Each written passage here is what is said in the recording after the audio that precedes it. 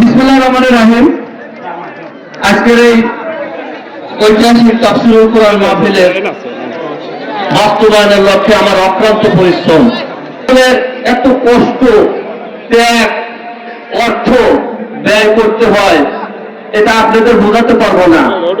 হামজা ভাই আমার খুব সুপরিচিত এবং খুব রিলেটিভ, তারপরেও দেখেন একটা ডেটের জন্য কি পরিমাণ আমাকে কষ্ট করতে হয়েছে।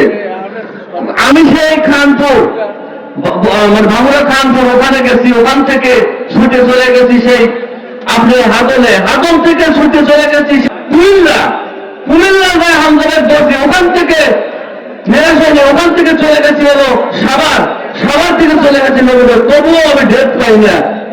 কি পরিমাণ আমাকে পরিশ্রম করতে হয়েছে একটা ডেটের জন্য। তারপরে হামজা ভাই বিষয়টা বুঝতে পারবে, তারপর আমাকে ডেটটা দেয়। তা আমার জন্য দোয়া করবেন। আমার তো প্রতিনিয়ত আমি এলাকায় গরিব দুঃখী মানুষের পাশে দাঁড়াই প্রতিনিয়ত, পাশাপাশি একটা প্রতিবাৎসরিক তাফসীরুল কোরআন মাহফিল দিয়ে আসতেছি। আমি মৃত্যুর আগ পর্যন্ত মহান আল্লাহ তাআলা যেন আমাকে এই দিনের খেদমত করার তৌফিক দান করে প্রতি বছরই যেন।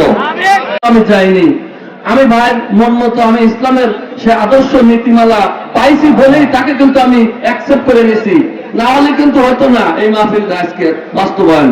তো যাই হোক, ভাইয়ের জন্য দোয়া করবেন, আগামীতে যেন সে ভালো ভালো কাজগুলো করে যেতে পারে। এই বলে আমি আমার বক্তব্য শেষ করছি। আল্লাহ হাফেজ।